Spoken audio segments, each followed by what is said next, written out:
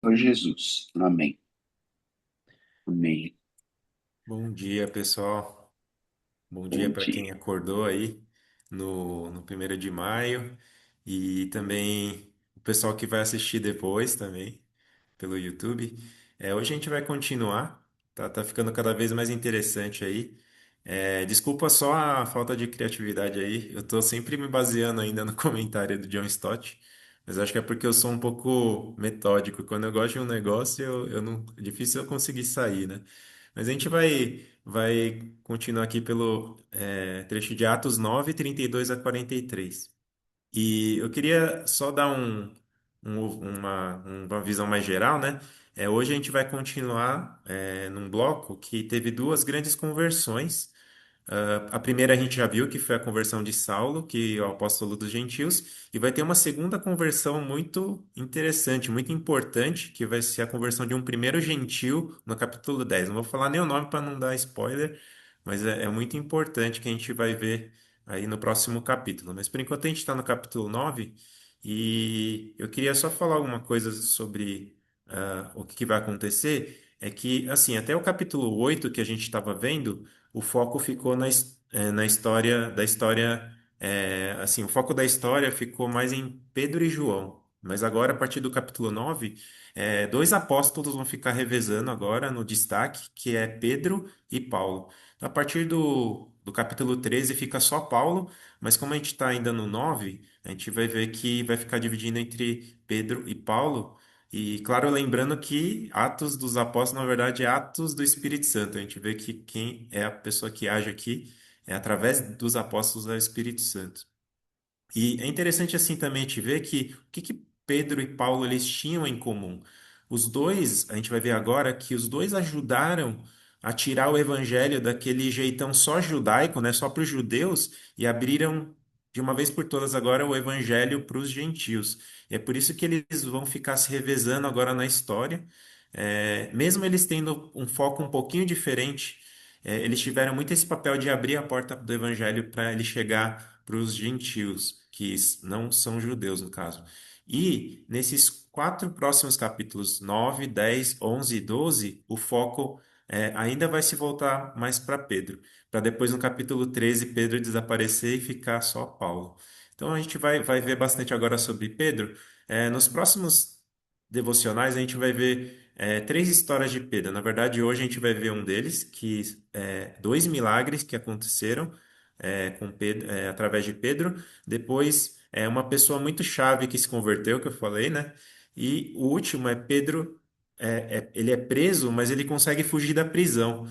Então, a gente vai ver essa primeira história, que são os dois milagres que Pedro, assim, foi instrumento de Deus, e um foi uma cura e o outro foi uma ressurreição. Né? Foram milagres muito fortes. Então vamos ler aqui, Atos 9, 32 a 43. Fala que Pedro viajava por toda parte e foi visitar o povo santo que vivia na cidade de Lida. Ali encontrou um paralítico chamado Enéas, que permanecia de cama havia 8 anos. Pedro lhe disse: Enéas, Jesus Cristo cura você. Levante-se e arrume a sua maca. E no mesmo instante ele se levantou. Todos os moradores de Lida e de Sarona viram Enéas e se converteram ao Senhor. Havia em Jope uma discípula chamada Tábita, que em grego é Dorcas. Sempre fazia o bem às pessoas e ajudava os pobres. Por esse tempo ficou doente e morreu. Seu corpo foi lavado para o sepultamento e colocado numa sala no andar superior. Quando os discípulos souberam que Pedro estava perto de Lida, enviaram dois homens para lhe suplicar: Por favor, venha o mais rápido possível. Então Pedro voltou com eles e, assim que chegou, foi levado para a sala no andar superior. O cômodo estava cheio de viúvas que choravam e lhe mostravam os vestidos e outras roupas que Dorcas havia feito para elas. Pedro pediu que todos saíssem do quarto, então ajoelhou-se e orou. Voltando-se para o corpo da mulher, disse: Tabita, levante-se. E ela abriu os olhos. Quando ela viu Pedro, sentou-se. Ele lhe deu a mão e a ajudou a levantar-se. Em seguida, chamou os discípulos e as viúvas e a apresentou viva. A notícia se espalhou por toda a cidade e muitos creram no Senhor. Pedro ficou em Jope algum tempo hospedado na casa de Simão, um homem que trabalhava com couro. A primeira coisa que eu queria chamar a atenção é já no versículo 32, que fala assim: Pedro viajava por toda parte. A gente vê que Pedro ele aparece aqui um pouco diferente de um tempo atrás, né? E qual que é a diferença? A gente vê aqui um Pedro um pouco mais livre do que antes e podendo fazer mais missões, também circular como um apóstolo itinerante, e ele não ficava mais tão preso em Jerusalém. E por quê? Como a gente viu ontem com a Mina, em Atos 9:31 fala que a igreja experimentava um período de paz, né? As perseguições diminuíram um pouco. Claro que era uma paz meio mais no geral, né? Porque para Paulo não estava muita paz, não. A gente viu que ontem, né, ele foi muito perseguido. Mas a igreja no geral estava experimentando um período de paz. Então a gente vê Pedro aqui mais livre para deixar Jerusalém. E por isso Pedro ele estava nessas viagens. E Pedro ele tinha dois objetivos nessas viagens. Primeiro era pregar a palavra, e segundo, como líder da igreja, apóstolo, visitar as igrejas que já tinham surgido, né? Conhecer, ensinar e encorajar esse pessoal que tinha se convertido. E por que que eu estou falando isso? Porque esses dois milagres que a gente vai ver aqui hoje aconteceram justo nessas viagens que Pedro estava fazendo e quando ele estava nessa região ainda da Judéia, que tem o nome dessas cidades que a gente viu. Então foram dois sinais. O primeiro sinal foi uma cura, que é a cura de Enéas. E esse Enéas vivia numa cidade chamada Jope e era bem crítica a situação dele. Primeiro, ele era paralítico. E segundo, porque ele além de ser paralítico, ele estava nessa situação, acamado, já tinha 8 anos. Então ele não era um caso nada simples. E um segundo sinal que aconteceu, que também era bem complexo, que era o caso da ressurreição da Dorcas. O nome original dela era Dorcas mesmo, mas no aramaico ficava Tabita. E os dois significavam, tinham o significado de gazela. E no versículo 36 é interessante que Lucas ele identifica ela como uma discípula. E eu, para mim, assim, eu vejo que era isso mesmo, porque pelos frutos que a gente vê na vida dela, ela vivia muito Jesus, na vida dela dava para ver muito o caráter de Jesus no coração dela. Que ela era uma pessoa que ela usava o talento dela para Deus e ela sempre fazia o bem para as pessoas e o bem para os pobres. E isso não parece que era uma coisa de vez em quando que ela fazia, mas era um estilo de vida dela. Ela trabalhava, provavelmente fazendo vestidos e roupas, e a gente descobre isso porque quando ela estava morta, ela estava sendo velada, a Bíblia mostra uma cena assim bem comovente, que tinha um monte de viúvas chorando porque ela tinha morrido e mostrando as roupas que ela tinha feito para elas. E aí, vendo o que os estudiosos falam, eles falam que é muito provável que ela, além de dar essas roupas, fazer essas roupas para ajudar, ela pode também ter assumido sustentar esse grupo inteiro de viúva com o trabalho que ela fazia. Então, essa é uma possibilidade que pode ter acontecido, e por isso é essa reação tão forte quando ela morre e elas ficam se lamentando. E aí, já nessa cena, eu já fiquei pensando assim, né, numa pergunta. Pelo que você quer ser mais lembrado quando você não estiver mais aqui? Do que você quer que as pessoas mais se lembrem de você? Então, eu pensei assim, que tudo que a gente faz, né, que assim como Dorcas possa apontar para Jesus, possa continuar falando sobre Jesus para as pessoas. E que a gente também tem um olhar sempre voltado também para as pessoas que estão numa situação mais delicada, ou talvez pessoas em necessidade. E não precisa, às vezes, ajudar só com dinheiro, mas talvez doando, fazendo alguma coisa que a gente possa fazer para dar para elas. Então, eu queria só fazer um exemplo assim, que parece que não tem a ver, mas. Eu acho que para quem tem pais idosos, né, eu tenho ainda o privilégio de ter meu pai comigo. Às vezes a gente tem a oportunidade, né, de poder acompanhar eles no médico, de ser uma boa companhia para eles, assim, mesmo que seja, assim, coisas pequenas, né, a gente poder tá fazendo, assim, aproveitando esse tempo com eles e talvez você não tenha mais seus pais aqui, mas talvez você tenha outras formas de ajudar, servindo pessoas de fora da sua família, sendo voluntário, talvez, em algum projeto social. Dorcas, então, ela tinha um olhar de Deus para essas pessoas.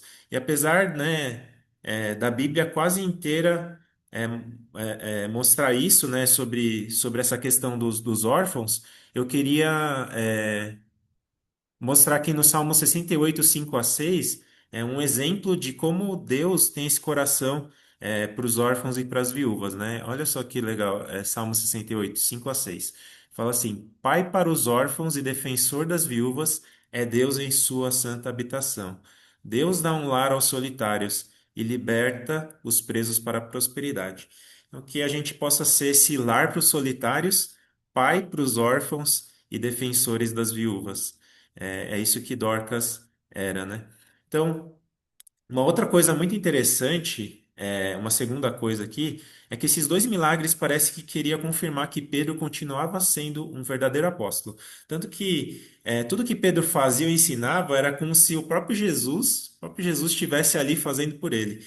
E de certa forma é isso que Pedro estava fazendo, porque o Espírito Santo, na verdade, ele é o próprio Espírito agindo na gente. E a gente vai ver muito isso aparecendo nesses dois milagres. Então a gente vê aqui dois milagres que lembram muito o jeito como Jesus fazia. O primeiro é a cura de Enéas, né? É, e aí eu queria que vocês lembrassem, lá em Marcos 2:11, a gente passou por todo o livro de Marcos na Quaresma. Marcos 2:11 lembra muito quando Jesus curou aquele paralítico em Cafarnaum, naquele milagre muito famoso em que os amigos fizeram ele descer pelo teto para poder ser curado. E quando Jesus ele vai curar esse cara, ele fala assim: levante-se, pegue a sua maca e vá para casa. Agora, presta atenção em como é muito parecido. Em Atos 9:34, olha como Pedro fala, que é bem igualzinho. Levante-se e arrume a sua cama. E ele se levantou imediatamente. E a gente vê muito essa semelhança. Em Dorcas também não foi diferente disso. Parece quase que foi um replay do que Jesus já fez quando Jesus ele ressuscitou a filha de Jairo. E eu queria que vocês tentassem ver até os detalhes como era, ficou muito parecido, né? Primeiro, tinha pessoas chorando alto. Segundo, Pedro fez todo mundo sair, assim como Jesus fez todo mundo sair. E por último, as palavras que Pedro falou também foram é, praticamente iguais ao que Jesus falou. Ah, e quando a gente vai para o que Pedro falou, quando você vai para o aramaico, fica mais interessante ainda. Olha só como fica parecido. Jesus falou assim, Talita cumi, e Pedro falou, Tabita cumi. Então, levante-se. Só mudou o nome porque eram nomes diferentes, né? No caso, o primeiro Talita não era o que ela chamava Talita. Esse aqui era menina, né? Significa menina. Mas Tabita era o nome mesmo, né? E era muito interessante a gente perceber isso. E eu queria chamar a atenção para vocês, para a gente, né, que está estudando bastante a Bíblia. Sempre que a Bíblia ela repete duas coisas assim, muito parecidas, é importante a gente prestar atenção. E por quê? Porque alguma coisa tem para ensinar. E qual que é o intuito disso? Para mim, eu penso assim que Deus ele queria ensinar que, na verdade, o poder não vinha de Pedro, né? O poder, os milagres nunca devem apontar para nós, mas sim, os milagres eles sempre devem ser na dependência de Deus e também apontar para Jesus. E eu queria até, né, confessar assim que eu não sei se alguém aqui já experimentou isso, mas quando a gente é usado por Deus, principalmente numa cura em curas assim tão espetaculares como essa, ou talvez até fazendo uma coisa muito menor, o que que normalmente acontece?